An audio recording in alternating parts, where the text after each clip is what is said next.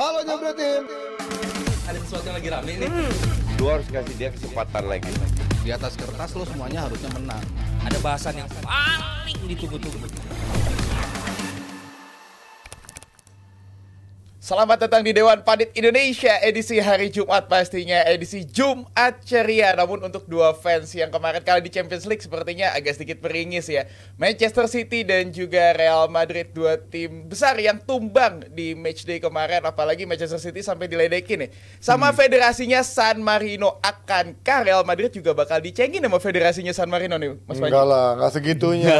Tapi justru yang perhatiannya justru terpusat bukan cuma Madrid tapi kepada Mbappe-nya yang sampai dibikin memes-memes dia jungkir balik karena Mbappe itu M-nya adalah mandek. Nggak bisa bikin gol penalti, nggak bisa bikin gol biasa aja. Dan kita akan ngebahas juga hari ini bersama ada Rizal, ada juga Firzi Idris dan juga ada CEO yang akan langsung nanti join dari Inggris lewat Zoom ya. Ada Valen. Tes. Halo, Ada Valen ya? Udah ada suara Valen belum? Cek aman. Sambil kita nunggu Valen juga, ini kita ngomongin Mbappe dulu nih. Mbappe nggak bikin penalti, nggak gol, nggak bikin golin juga. Apakah ada isu secara psikologis dan juga mental? Ternyata pressure di Madrid beda banget nyata sama di PSG secara pressure maupun juga dari kenyamanan bermainnya. Iya, kalau dari segi pressure jelas ada ya, karena jelas keadaan Madrid jadi jauh lebih buruk ketimbang sebelum ada Mbappe gitu. Dan juga gue sih udah menyoroti Mbappe kapan dia main bagus dalam 1 tahun terakhir gitu. Karena di Euro pun juga gue nggak ngeliat dia ada satu pertandingan pun mainnya bagus. Jadi gue rasa performa dia emang di tahun ini lagi menurun banget, diperparah dengan keadaan di Madrid yang sedang kehilangan Toni Kroos juga. Tapi kalau untuk pertandingan kemarin tuh menurut gue puncak kekesalan nih bagi fans Madrid mungkin ya kalau gue bilang ya, karena ketika nggak ada Vinicius, nggak ada Rodrigo, praktis posisi terbaik dia kan bisa dimainkan tuh sebagai pemain di sayap kiri. Akan tetapi ya lagi-lagi dia nggak bisa berbuat banyak, dan kalau lu standarnya udah sampai dikantongin sama Bradley, menurut gue ada yang salah sih dengan sistemnya Madrid ini, terutama bagi Mbappe-nya sendiri kalau menurut gue. Len, gimana Len? Lu kemarin nonton langsung Liverpool Madrid? Gimana ngelihat Madrid yang begitu biasanya katanya King of Europe kok gitu-gitu aja lawan Liverpool, ternyata lawan Conor Bradley Mbappe nggak bisa ngapa-ngapain. Assalamualaikum warahmatullahi wabarakatuh. Waalaikumsalam warahmatullahi wabarakatuh. Diplomatis sekarang ya. Diplomatis banget sekarang. It's really nice to see you all. Hey, thank you. Kayak kemana DPI? Is this English version or? No. I'm Panji, I'm not Adiani. Alright. Ya kalau langsung ke, ya sebelumnya saya menyapa dulu, ada Panji, ada Rizal, ada Faye, ada Firzi ya. Yes. Dan juga teman-teman di belakang layar semua yang terus mensupport, karena ya Jebret Media ini keterlaluan emang ya. Ini kita DPI jalan, ada yang mau bikin The Juara, ada yang ke Tranmere. Ini saya pikir ngalah-ngalahin medianya Firzi ini. Gimana ya Bang? Agak membingungkan. Kalau ngomongin Rizal tadi ya, gue sih nggak setuju karena bukan Mbappe-nya menurut gue, tetapi bagaimana memang sekarang Arne Slot itu bisa menemukan ramuan untuk menghadapi lawan siapapun juga. Karena kalau lihat kemarin kan seperti yang gue sampaikan juga, Curtis Jones yang penting jangan bareng-bareng sama Szoboszlai. Terus McAllister kan main juga oke ya. Nah memang agak menakutkan kalau gue dari point of view yang kemarin gue ajak ngobrol di akansinya Liverpool ini, memang mereka mengantisipasi siapa nih yang bakal jagain Mbappe kan, kalau tadi bahasannya tentang Mbappe gitu loh. Nah kalau melihat dari penonton Liverpool, mereka tuh sebenarnya lebih fokus 3 poinnya lawan City nanti Ji. Karena bagi mereka Champions League ini kurang lebih akan qualified lah. Udah aman angkanya ya. Betul, sementara menghadapi City kan bisa dibilang sering jinx-nya kita kan selain United juga City. Karena City berapa kali dari zaman Gerrard, kemudian juga Pep sama Klopp itu tuh yang bisa selalu nyusul saat di bulan Januari. Dan sekarang kan City akan menghadapi Liverpool di hari Minggu di saat mereka nggak meraih 5 kali kemenangan. Jangan sampai stopnya malah ketika mereka meraih kemenangan oleh Liverpool terus habis itu berbalik gitu loh. Sebenarnya itu yang terantisipasi. Tapi kemudian pada saat pertandingan kemarin, karena gue diminta Abrar untuk point of view-nya penonton ya, supaya beda dengan analisa teman-teman semua di sini. Gue bertanya ketika setelah pertandingan, bagi mereka ternyata ketika mereka berharap pada pertandingan City, pertandingan menghadapi Madrid adalah pertandingan terbaik menurut mereka di zamannya Arne Slot. Terutama di babak yang kedua. Bagaimana mereka bisa begitu fluid untuk bisa mengamankan ball position, tetapi kemudian juga created chances. Karena selama ini mereka kan menang tapi membosankan. Dan kemudian juga sering bobolan duluan. Tapi kok ini dari apa yang terjadi babak yang pertama ketika memang Bradley akhirnya bisa nutup seorang Mbappe, terutama momentumnya adalah pada saat kami nonton di Anfield, yaitu tackling dia yang sempat dia ketinggalan. Kalau kalian ingat, itu sempat ketinggalan, dia kemudian nyisir untuk motong Mbappe dan itu clean tackle. Setelah itu nyanyian tentang Conor Bradley itu ada di Anfield semua. Gimana nyanyinya?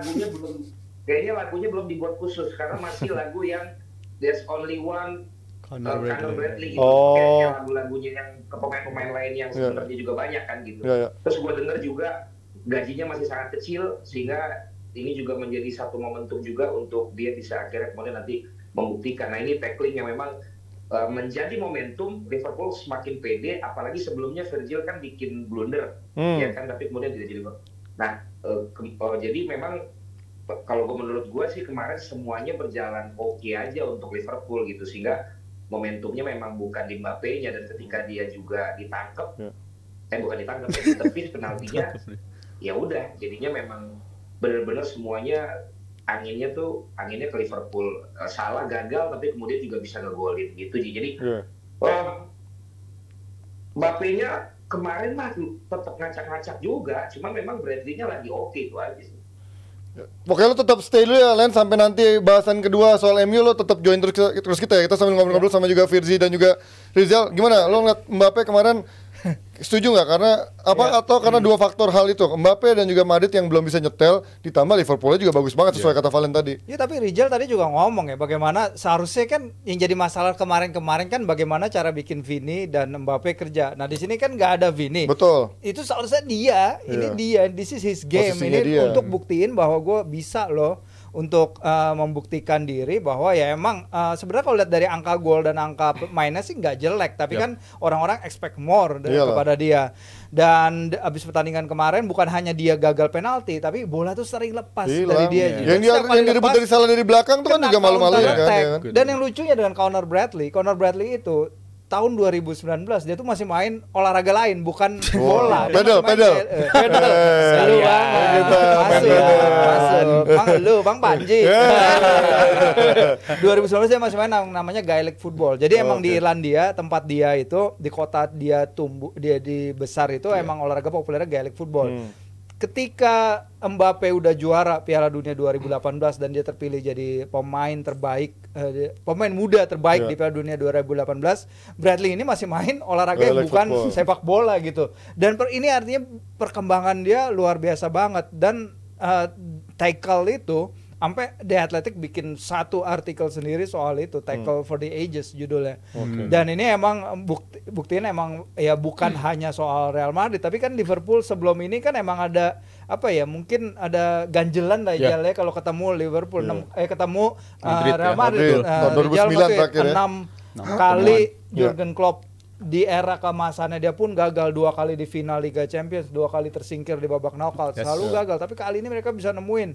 Apa yang terjadi ke Mbappe jadi bahasan juga di media-media Prancis. Foto yang dia kejungkal tadi tuh jadi headline-nya di L'Equipe, dibilang bahwa judulnya dengan Saving Private Mbappe. Saving Private Ryan dulu. Tapi dicari referensi karena mereka emang dibutuhkan, karena Mbappe kan bukan hanya pemain biasa, dia itu ikon sepak bola Prancis sekarang.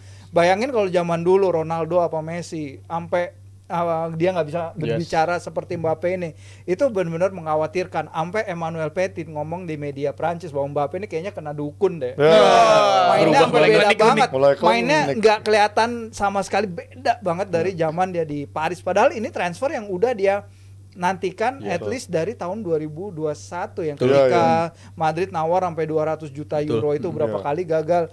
Ini dream transfer dia, tapi nggak kerja aja.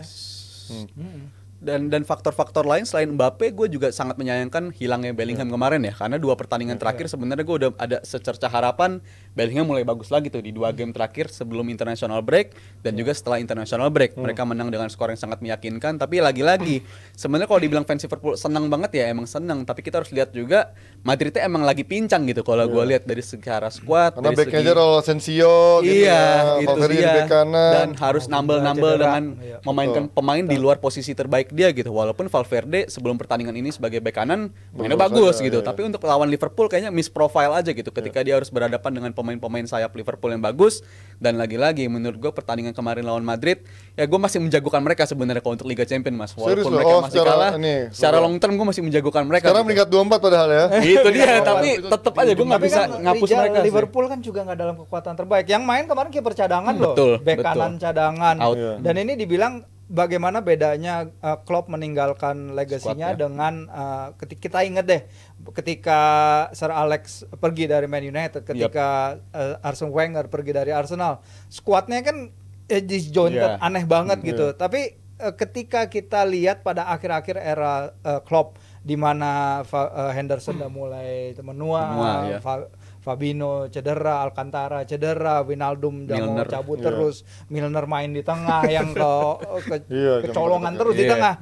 Tapi di musim terakhir dia bisa benahi itu lapangan tengahnya karena di sini midfieldnya bagus banget. Curtis Jones yang kalau sekarang lu mau bilang Curtis Jones kayak Bellingham, bener sekarang Cocok ini. ya berarti ya? Cocok. Kalau tahun lalu ya belum ada jalan.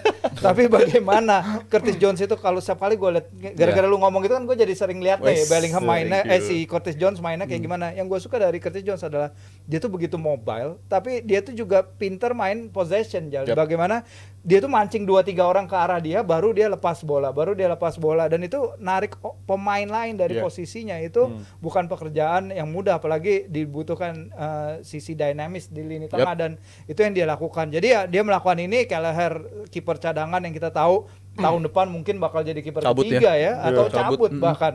Dan juga Conor Bradley ya kita nggak tahu situasi kontrak Trent Arnold gimana ya. Ini sih udah siap nih untuk kedepannya. Dan kenapa gue jadi sebenarnya gue sebelum pertandingan khawatir tuh sama Bradley karena kalau kita ingat pertandingan lawan Soton main dia iya, jelek lagi gitu, jelek lawan dia. Southampton mainnya jelek, tapi ketika lawan Mbappe ya mungkin tadi Bang Valen juga udah ngejelasin ya di mana secara moral fans itu tiba-tiba bangun semua nyanyiin dia, itu pasti secara moral kepercayaan diri dia juga meningkat banget. Tapi Conor Bradley kemarin gue ngeliat ada peran Arne Slot juga di sana, di mana peran dia di babak pertama dan babak kedua itu kalau diperhatiin cara lari dia tuh beda banget. Kalau di babak pertama dia lebih istilahnya main inverted ala-ala Trent, tapi di babak kedua dia tuh lebih banyak lari underlap gitu, ninggalin karena dia tahu mungkin Mbappe nggak bakal nge-track dia juga. Jadi dia lari setinggi mungkin aja, lebih sering masuk ke kotak penalti, dan bahkan ada proses sebelum terjadinya gol pertama, ada peluang emas dia dulu gitu kan, berdasarkan lari dari dia itu, yang lari underlap itu. Jadi gua rasa ya lagi-lagi Arne Slot menunjukkan dia second half FC ya. Setiap di babak kedua selalu tampil lebih bagus dan kelihatan Liverpool Reaksinya kemarin justru bagus. secara intensitas kalau ngomongin grafik mungkin pressingnya malah makin kedua, babak kedua malah makin tinggi gitu. Jadi gue ngeliat ini kemenangan yang kolektif banget bagi Arne Slot, dan kalau satu kemenangan lagi dapet di weekend ini, gue rasa kelar tuh Premier League juga tuh. Udah kelar. November loh, Desember. Masih Cepet banget ini. bulan Desember ya, pede sekali. 11 poin targetnya. 11 poin. Iya, tapi kalau ngomongin Arne Slot, gue pengen malah menanyakan ke Bang Valen. Halo Bang Valen. Masih? Apakah masih ada suara dari Bang Valen? Ya, Bang Valen, gue pengen nanyain Bang Valen POV dari Ancelotti malah di saat kemarin di pertandingan menghadapi Feyenoord. Kalau kita ngomongin Pep Guardiola, dia overthinking banget. Nih, Ancelotti di pinggir lapangan tuh kemarin seperti apa Bang Valen? ya kalau Ancelotti tetap dengan gaya Ancelottinya ya, apalagi kalau penerimaan fans Liverpool kan dia pernah di Everton. Iya. Jadi memang tidak ada sesuatu yang spesial, malah kalau bisa dibilang respect itu adanya ke Modric gitu, karena pada saat Modric keluar, kecuali The Kop ya, gue kan di Kop ya, penonton di tribun lain sih pada applause ke dia gitu. Kalau Kop tetap aja sumpah serapah. Ultras ya, beda. biasa lah kalau kayak gitu. Nah, Ancelotti juga nggak terlalu banyak memberikan gestur-gestur yang membuat dia dikomentari oleh para pendukung di Liverpool.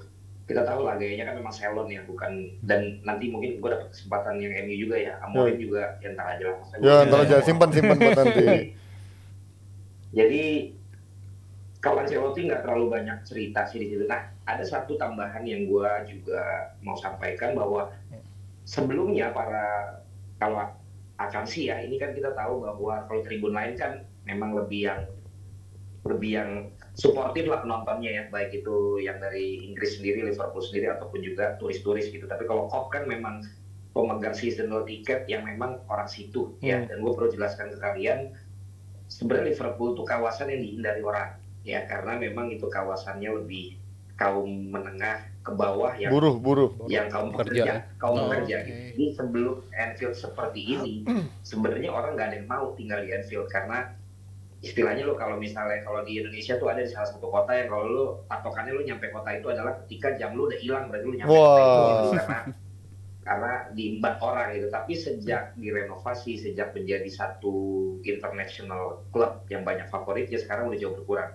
Gambarannya aja, ke rumah di situ tuh lebih mahal rumah BSD daripada Liverpool sampai sekarang. Jadi bisa kalian bayangkan bahwa daerah situ tuh bukan daerah yang diminati banyak orang gitu. Jadi mereka mengatakan bahwa kayaknya kita terlalu respect sama Madrid, makanya ini tuh terlalu bersahabat. Kalian bisa lihat di gambar gua, mereka tetap bisa bareng-bareng foto-fotoan sama penonton Liverpool, kemudian juga bisa foto-foto di depan gates masing-masing dari Liverpool.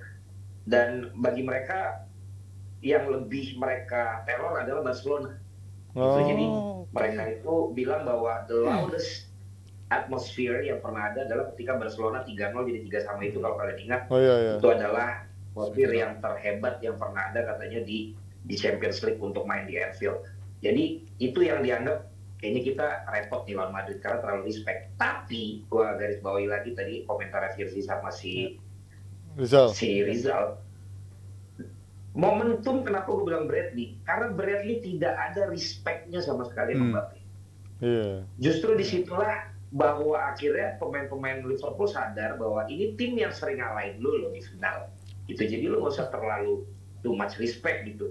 Nah ketika Bradley satu kali tackling itu ya, terus kan dia juga sempat buat foul. Gue lihat sendiri bagaimana Mbappe kayak, bukan, dia buat foul, bolanya dipegang sama dia, terus si Mbappe minta bolanya. Akhirnya Bradley ngelemparnya ke pemain Liverpool. Di situ Mbappe kayak, lo kenapa sih gitu? Padahal seorang Mbappe lo, levelnya sebenarnya gitu. Dia ngajak ngomong Bradley, gimana sih lo? Terus Bradley-nya nyelonong doang yang kayak cuekin gitu, gaya-gaya bener-bener anak-anak si Liverpool lah. Di situ menurut gua yang jadi momentum, gua nggak peduli lu siapa, walaupun gua kata Rizal pemain cadangan, kata Firzi pemain cadangannya Arnold. Tapi gue pengen kasih tau lu, kalau Justin kagak ada di hari Senin yang ganti Justin, gue bisa perform gitu. Gambarannya kayak gitu. Di sini lo pembuktian bahwa kalau lu punya mentalitas anytime lu siap main, anytime lu siap perform, anytime lu siap dikasih kepercayaan, ya lu bayar kepercayaan itu gitu. Walaupun kadang-kadang analisanya adalah Mbappe-nya yang mainnya jelek. Madridnya mainnya underperform. Kata siapa? Enggak juga. Liverpool mainnya fluid banget. Liverpool mainnya bagus banget. Coba kalau Sobos bareng sama Curtis, tapi nggak begitu mainnya. Berantakan. Gara-gara McAllister tuh visinya tuh bagus banget men. Robo sama Virgil juga nggak terlalu gimana banget. Sama Gallagher juga mainnya bagus. Walaupun memang Madrid ada problem dan sebagainya seperti teman-teman bilang. Tapi ketika gue point of-nya adalah yang nonton di situ, banyak hal-hal yang memang simple things, tapi kayaknya itu ngaruh nih sama pertandingan itu. Lu bayangin Salah mainnya kurang bagus. Si Luis Diaz juga ketahuan cara mainnya. Darwin juga gitu. Ternyata kan motornya adalah Curtis, McAllister, Bradley, Gallagher kan kemarin. Dan itu akhirnya bergantian terus di arahnya slot gitu. Ada aja pemain yang akhirnya bisa menjadi game changer di situ gitu. Jadi ya ini menambah point of view kita lah ya diskusi hari ini. Jadi memang ada hal-hal yang nyata kalau kita nonton langsung tuh memang kayaknya ada yang ini ngaruh ya gitu. Endo nih misalnya contoh Endo. Kalau mentalnya mental cemen ya, Endo itu dari babak pertama sampai babak kedua disuruh pemanasan deh. Nggak turun-turun. Tapi yang masuk siapa? Yang masuk orang lain. Kalau misalnya dia mental tempe, udah kesel hancur lah gitu kan. Ngapain lu pemanasan dari babak pertama babak kedua lu? TA kadang-kadang nemenin, Soboslai kadang-kadang nemenin, terus siapa tuh yang masuk lagi kadang-kadang nemenin. Dia yang kagak main bro. Tetapi ya itu, sepertinya Slot bisa untuk membawa pemain-pemain ini punya satu visi yang sama gitu di musim ini ya, mudah-mudahan. Tapi gue malah pengen nanya satu lagi bang. Kemarin gue kalau nonton di TV itu mendengarkan sebelum tackle dari Bradley itu suasana stadion nggak terlalu ramai, tapi emang benar-benar semeriah itu ya, se-euforia itu menyambut tackle Bradley ke Mbappe kemarin. Kalau ini jeleknya nonton langsung ya, kita nggak ada replay, kita nggak tahu ada kejadian apa. Kalau gue lagi cari sinyal gitu kan, tiba-tiba salah.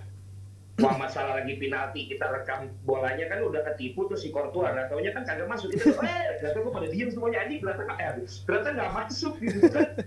Kesel banget kan. Ya sama malu kalau gue di sisi Kop, gue kan duduknya bareng Kop karena Bang Simon dapat dari teman-teman yang ada di sana.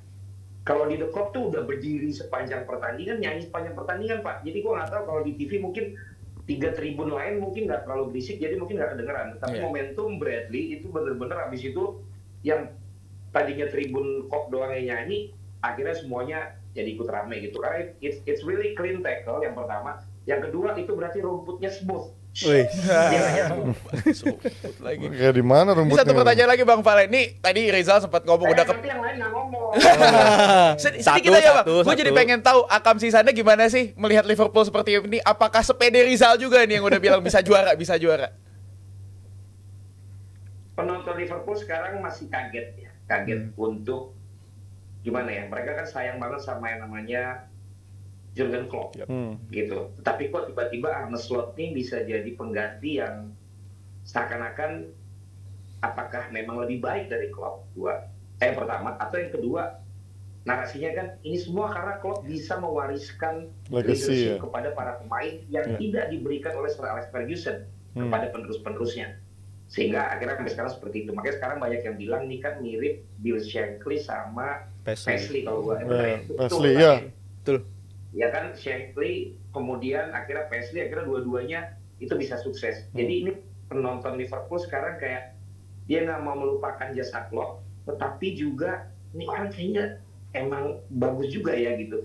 Jadi gue beli kaos tulisannya he takes over, dia mengambil alih dan ini baru saja era baru dimulai untuk kejayaan Liverpool, kira-kira kayak gitu sekarang.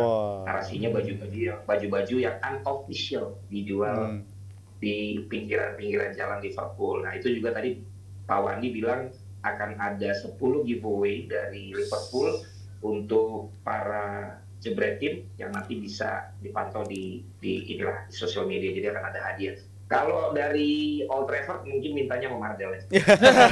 Beda soalnya. Beda. Jebret Tim tuh didengerin ya, Jebret Tim ya, nanti akan ada giveaway Mercedes dari Liverpool. Bang Valen nanti tungguin lagi ya, kita bakal bahas Manchester United, balik lagi ke Bang Valen ya. Oke, dan kita ngomongin tadi soal udah disebut juga bagaimana Kelleher bermain sangat baik, tapi kalian menyangka nggak sih Kelleher yang tadinya hanya menjadi andalan di domestik aja, sekarang menjadi ketika Alisson nggak ada, bahkan udah bisa menggantikan Alisson secara firmnya gitu di bawah gawang. Kalau secara expect sih sebenarnya expect Mas, karena di tahun 2022 juga ketika jadi juara Carabao dia terus tapi kan Carabao kan. Tapi levelnya Carabao.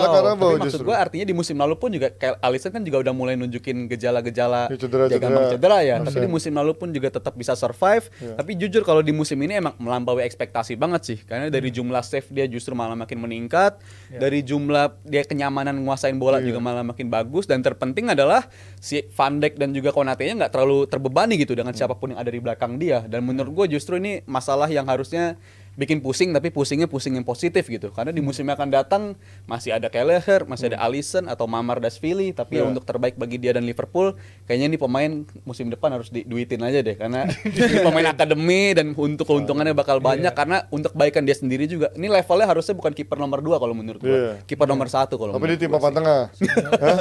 Chelsea bisa. Henderson kayak gitu. Kan Crystal Palace. Kayak gitu aja udah bagus. Sebenarnya bukan salah dia, karena emang dia mungkin nggak bakal bisa jadi nomor satu di Liverpool, profil dan lain-lain. Tapi ya itu tadi Rizal udah bilang, dengan cederanya Alisson kesempatan dia main itu banyak, dan setiap kali dia main dia bisa diandalin. Tinggal ya bagaimana ke depannya, kayak karena kemarin kan si Konate ya cedera juga. Ke depannya apakah dengan hilangnya pemain penting juga, Konate yang kemarin juga jadi kapten timnas Prancis di Nations League, perannya udah mulai besar. Nanti cedera lawan City ya kita lihat ujian lagi sih besar juga. Oke, cukup soal Liverpool ya. Betul sekali Mas Panji. karena nantinya kita akan mendengarkan lagi POV dari Bang Valen, karena kemarin Bang Valen juga menyaksikan pertandingan Manchester United menghadapi bodoh amat ya kan, apa kesel juga kan, ya gue juga bodoh kesel amat, soalnya. ya. Tapi gue pengen ngingetin Jebret Tim juga. Jebret Tim harus ngecek sosial media dari Jebret Media, karena tanggal 15 nanti kita akan mengadakan di Juara 2 Pedal. Terpantau juga Agripina sudah persiapan tadi di sosial media kita. Ini dia grup A ada Vibora dan juga grup B ada Bandeja. Ini nama-nama Bandeha, sorry. Ini kira-kira cadel. Gue cadel J juga jadinya. Ada ya. Ini nama-nama besar semua, bahkan kalau kita lihat Mark Klok juga ikutan bermain, Berniana Lovell ikutan bermain, Coach Justin juga ada di sana. Jadi siap-siap saja teman-teman, tanggal 15 Desember di Pedal Pro Kemang. Kita akan masuk ke pembahasan selanjutnya, kita akan bahas Manchester United dan juga Bodo. Halo Jebret Tim. Ada sesuatu yang lagi rame nih. Lu harus kasih dia kesempatan lagi. Di atas kertas lo semuanya harusnya menang. Ada bahasan yang paling ditunggu-tunggu.